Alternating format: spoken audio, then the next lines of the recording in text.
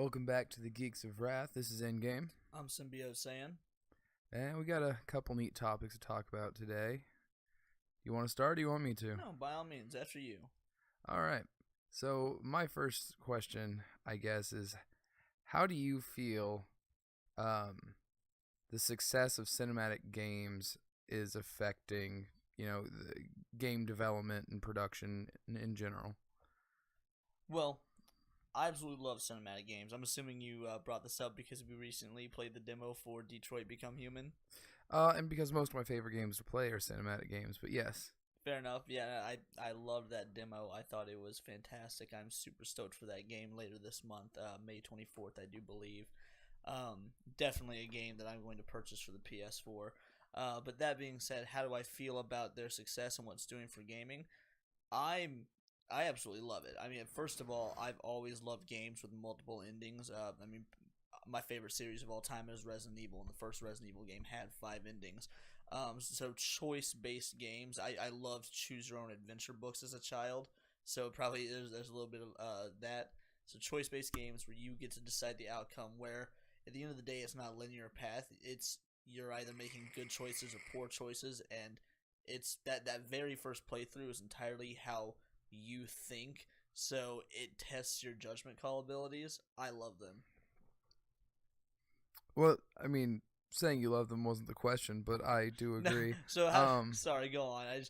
Do you think it's gonna make other, even AAA or indie games? Do you think it's gonna make them slightly more cinematic, or do you think it's gonna relatively remain how it is, and you see a few good ones throughout the year, but it's really still a underappreciated genre of gaming? I want to only see one or two good ones a year, actually. And the reason for that is because I don't want the market to become Oversaturated. stale and flooded with them. Because if you've got something small that comes out occasionally, people flock to it. It has to be done by a development team that cares about it and it is well done. And if too many people start doing it, it's going to be a cash grab and not have the quality that, let's say, Until Dawn had. All right. So, what is your favorite cinematic game? I just mentioned it, Until Dawn. Granted, I've only played a few cinematic games. Played Heavy Rain, played Until Dawn, played the demo for Detroit Become Human. Are there really any others that I'm Yes. missing off the top of my head? My favorite. That we've played. My favorite. Your favorite? Life is Strange. It's a Oh my cinematic god! game. Of course, Life is Strange is a cinematic game. How could I forget that? Life is Strange was fantastic. The sequel's fantastic too. I don't know if you and I have played that one. Yeah, you've played the technically prequel, right? Yeah. I would say I said sequel just because it came out afterwards, but yeah, it's right. the prequel. I know you've played it. I've not played it yet. I really, really want to, even though I can't stand the character you play as. Chloe's better in the prequel. Is she? Yeah. Okay, because I did not like Chloe in Life is Strange. Then again, yeah, because she just got you in all sorts of fucking trouble. Yeah, exactly. She was the cause of a lot of it. That's very true. No, I didn't know that you liked Life is Strange better than Until Dawn. It is kind of weird considering my two favorite kinds of games are cinematic and horror. And so you'd Dawn think, blended those yeah. beautifully. But no, I really, really loved the story behind Life is Strange. How many times have you beat Until Dawn, if I may ask? 3. 3? I would say, yeah, I've beat it 4. And there was one playthrough we did where we just wanted to see what would happen if we got everybody killed to see if the game would end prematurely. It does. Okay. Yeah, you and I did that one. I don't remember, but cool. It was the second time we ever beat it when we still were living at the townhouse. We decided just to see what would happen if we got everyone killed, and we did. That'd be why I don't remember. That was years ago. Yeah, it was. When the game first came out, I'm pretty sure we got it opening night. We got it opening night, and we beat it opening night. Yeah, that's true. Opening morning? Because we literally played the game until dawn, because we got it at like midnight, and then played it until dawn. It played through in real time. It took us almost 8 hours to beat. Yeah, that was incredible. And as far as cinematic games go, those experiences we've had, because we spent hours playing Life is Strange, to the point to, like, you called in to work late just so we could beat it because we were near the end. Yep. So anytime we've played cinematic games together, it's been an experience, and while I love that experience, I want it to be a special one.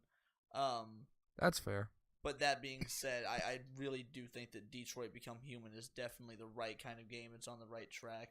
I almost, and I say this tentatively, want to see already famous series do a single Cinematic game. game. Yeah, do like I want a cinematic Resident Evil game. Just one. I don't want it to be the norm, but Resident Evil's always branched out. It's done Would FPS. almost consider Umbrella Chronicles cinematic Well, because it had a really in-depth story and a lot of cutscenes it did. with very limited gameplay. At the end of the day, it was I still know that doesn't actually consider it, yeah, but it was still an Unreal shooter, and I would like to see, a Resident Evil game that has, because again, they've always had multiple endings. That's been their shtick. At least in early Resident Evil, that was their shtick. Do you know why well, that Seven was? By did the it way? too. Oh, yeah, that's right. 7 did have at least two You could different save endings. Chloe or Zoe. Not Chloe. Zoe Zoe or the other girl. Fuck, what was her name? I don't remember. Wasn't she like the girlfriend? No, I think Zoe was the girlfriend. I thought Zoe was. You're right. Zoe was the daughter of the. Yeah. Okay. Spoiler alert if you haven't played they the the game. Bakers? Yeah, No. the Baker family. Yeah. Yep. Big old Daddy Baker. But no, I would like to see. By the way, real quick, do you know why the original Resident Evil game had multiple endings? To give it any amount of replayability. Exactly. It was so even though the funny part is it would go on to become Capcom's best-selling series, but up until that point, when the first one came out, it was so low budget they didn't think they'd get a sequel, so they gave it multiple endings to give it replayability. So yeah, the original Resident Evil on PS1 has 5 different endings if I remember right. But anyway. No, I would like to see some AAA titles take that. What AAA titles? Is I already said Resident Evil would go the cinematic route. Do you have one that you'd like to see? Would you want to see cinematic Ratchet and Clank? I have it. They have a movie. And they have a game based on the movie, based on the game. My head's starting to hurt. Right? But no. So I just pop on the movie and on the second screen play the game. It'd be just like it. One would take you longer. Yeah. I'd have to pause the movie. But no, cinematic games I'd like to. Fuck you, ambulance. We're trying to record. We live in a crime-ridden city. We're not the heroes the city needs, but we are the heroes they deserve. I am. He is. And I help. Sorry, go on. Robin hasn't hit puberty yet. No. A game I'd like to see turn cinematic. Yeah, I know it's a hard one because at the end of the day, it's not. There's some games I just like. A lot of the games I really like, I just don't want to see turn into that because I like their play styles. No, that's fair. Like Kingdom Hearts, I fucking love, but I don't want to give up my mashing X to win. Plus, Kingdom Hearts, much like you already said, Kingdom Hearts is already a very cinematic game. Pretty much anything Square Enix is already very cinematic. You know, speaking of Square Enix, I could do a Final Fantasy cinematic game. That would be very cool. Final Fantasy game. Just because the fighting in a lot of Final Fantasies to me is really boring. Well, yeah, no. Imagine graphically Advent Children, but you are building them, and you just make choices. Itself. Yeah, and you just make choices. And I would love to see that. And it's another reason I want to play some more Telltale games. Like I want to play the Guardians of the Galaxy Telltale games. Really? Because that's what they are. They're just. I mean, I think there's a mild form of combat, but it's quick time events, much like Until Dawn, on how to fight. See, that's really incredible. And back to the Final Fantasy thing you said, because Until Dawn was all about managing your character relationships and how to speak to people. So I would love, because Final Fantasy is all about assembling your party, but at the end of the day, any interactions they have are story driven. I would love the idea of your team working together based on how well they've been working together on the choices you've made. Right. I think Final Fantasy would lend itself very well since it is a team effort, unlike Resident Evil, which mostly is a solo to 1 to 2 people. Yeah. But no, oh man, Final Fantasy. I don't know how I didn't think of that one. Because you don't like to think of them, because the integrity of that franchise has just gone in the shitter. I gotta give props to Square Enix for making Life is Strange because they've renewed my hope. But it wasn't their main team. I know it wasn't their main team. That's all I will ever say is they handed it off to another. They were just the publisher. All they did was advertise. So it wasn't even a Square Enix team that worked on it? No. Damn. Well, I think we're going to close the book on this one unless you have any closing thoughts. Make more good cinematic games. Yeah. That's about it. You hear us, whatever video game version of Hollywood is. Make more cinematic games. Wouldn't it still be technically around the same, like Silicon Valley and shit? Silicon Valley, yeah, everyone there is plastic and fake as shit. Fair. Okay, what's your next point? No, I was curious what you think the next big summer blockbuster is going to be, and my answer is going to surprise you, but I want to hear what yours is. The next big summer blockbuster of 2018. Of 28, when's the second Jurassic World coming out? Is that this summer? I think so. I have a computer in my hand. Because if it's this summer, I fucking choose that. It's funny that you and I actually thought you were going to say Deadpool 2, but no, because that's coming out next week, and it's not summer. Is it really coming out next week? Yeah, already? I get to go see it on the 18th. Damn. Oh yeah, we're in May. I'm assuming sitting here thinking we're in April. It does come out in 2018. Jurassic World 2, June 22nd. Yep. So yeah, definitely that. I choose that. See, now I think Jurassic Part 2 is going to make a Jurassic World 2. World, Jurassic Part 2 was a shit show, man. I don't know. You got to watch Vince Vaughn die. So there's that. I can do that slowly in reality. We could say the same thing about Brendan Fraser. Oh. I love both those actors, but it seems like I love one of them. When was the last time we saw Brendan Fraser in anything good? Like, why was he ostracized from Hollywood? Was anything he was in actually good? Oh man, he was good in it, but I think the Mummy movies are legitimately good. I think Bedazzled is good. I think what was the movie he did with Harrison Ford? No idea. It was a really dramatic film where like his kids were dying, and he and Harrison Ford were researchers to basically save his kids, as well as several others around the country. For Extraordinary Measures, that was the name of it.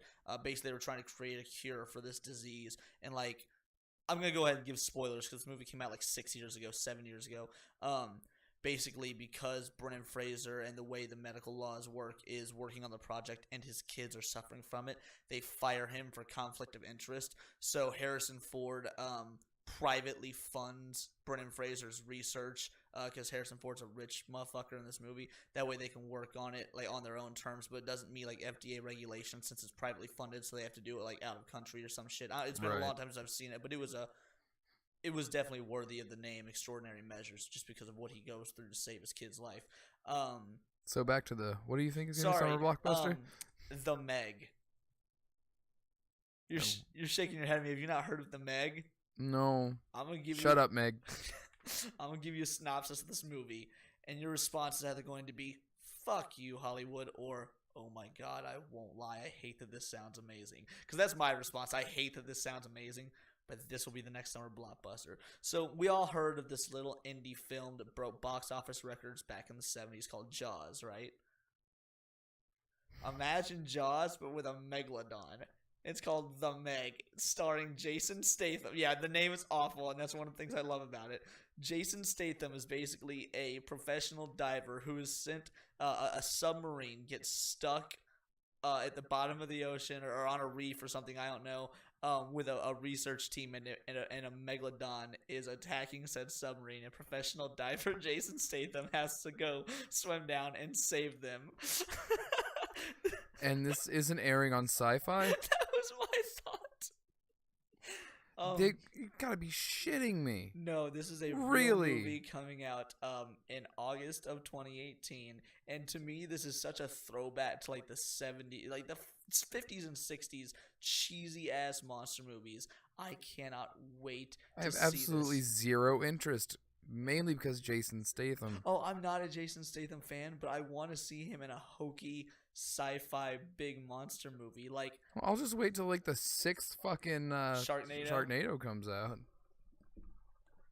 No, I'm super excited for the Meg. I think the Meg is going to be what Snakes on a Plane should have been, which I know is not saying a lot, but just something cheesy, popcorn, fun flick. Because at the end of the Jurassic World 2 could come out at any point of the year. People will flock to it because that's going to be inherently a good movie.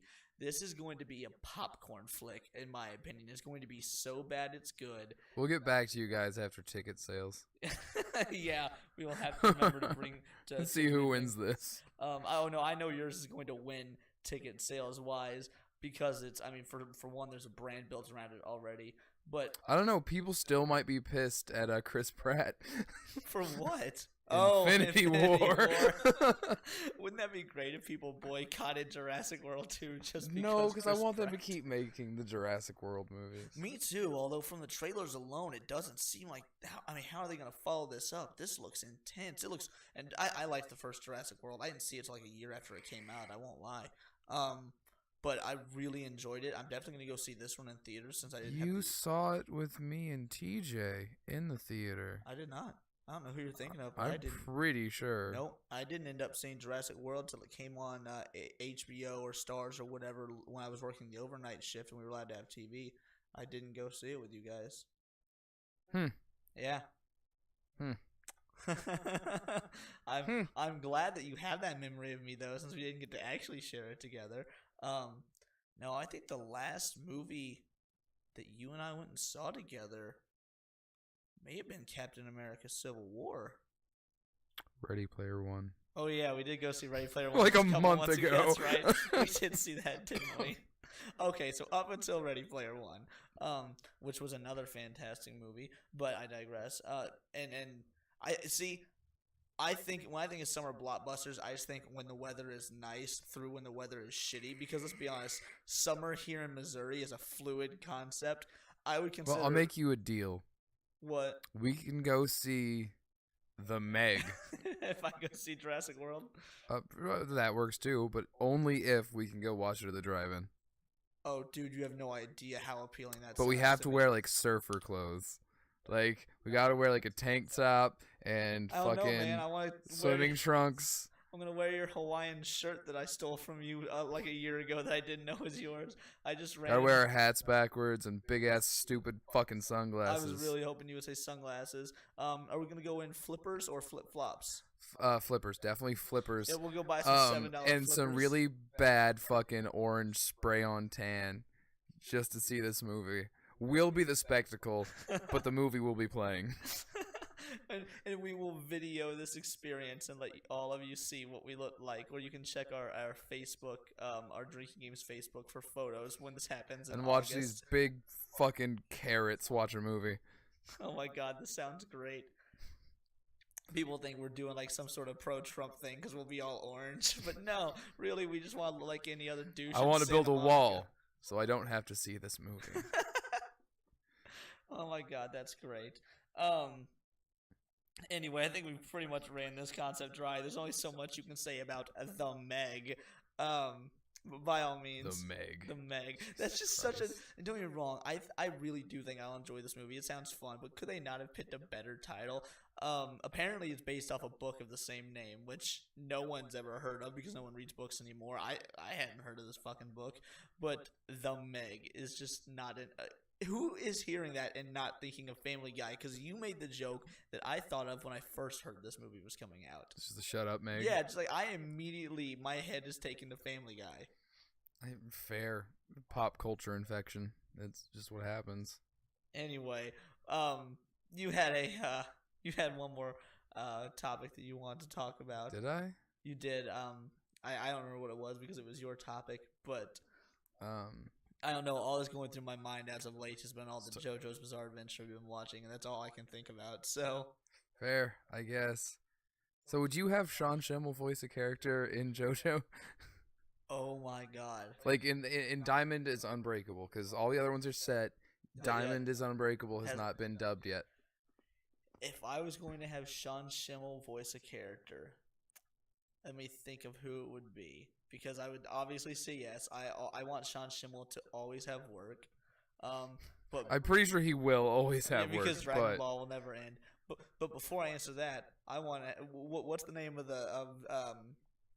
Josuke's best friend? The short one. Kaiju. Koichi. Yeah, Koichi. Yeah. Kaiju. Is that a monster? Yeah, Kaiju is like Godzilla or something like that. No, I would want Chris Sabat playing Koichi. I want that little timid guy 3 foot. to have. Don't worry, guys. I really want to stand. What's a stand? I don't know. That seems like that would stand. That would be great. And I would probably Matt Mercer has to come back to voice Jotaro, though. is Matt Mercer voicing? Oh yeah, Matt Mercer is voicing Jotaro in Stardust Crusaders. That's right. Yeah, so Matt Mercer it's does come fucking back. beautiful. I love hearing that voice. Yeah, I agree. Matt I mean, I Mercer, still can never stop picturing fucking McCree, but really, because my instant that I go to is is Leon. Leon. But he doesn't And sound like Leon. that's true.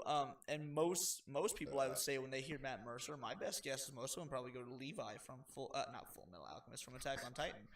Very different anime there. Yeah, there's a lot of death and blood. It's all the same. It's fine. That's fair. But no, man, Sean, I would have Sean. Oh my God, Sean Schimmel's gonna play The other best friend. Yes. Oh my God, Koyusu. Yeah, Koyusu. sure. I will have Sean Schimmel play the deep voice of boneheaded Koyusu, with brother and daddy issues, and have him play it as high pitched as possible, and have because the Japanese voice actor is very deep, and then have. So this is gonna be Funimation. It just has to be Funimation. Well, is what we're exactly putting out, I guess. And Koichi, because in the anime, Koyusu is very very deep voice because he's a big guy, and Koichi is very very high pitched because he's a small guy. And Colleen Clinkenbeard can voice Josuke's mother, but in the Luffy voice. All right, so who's gonna voice Josuke? Josuke. Sunny Strike. Haley Joel Osment. Haley Joel. This is a dub I really want to see. I've not been more excited for a dub since I found out that Dragon Ball Super was getting one. So, and we all knew that was happening anyway. Although, did you hear what Sean Schimmel said when he found out there was going to be a new series?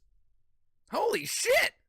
I don't know. You're very close. So Sean Schimmel's natural voice is actually a bit deeper, and he was asleep, and his He's girlfriend, like, finally, my fridge won't be empty.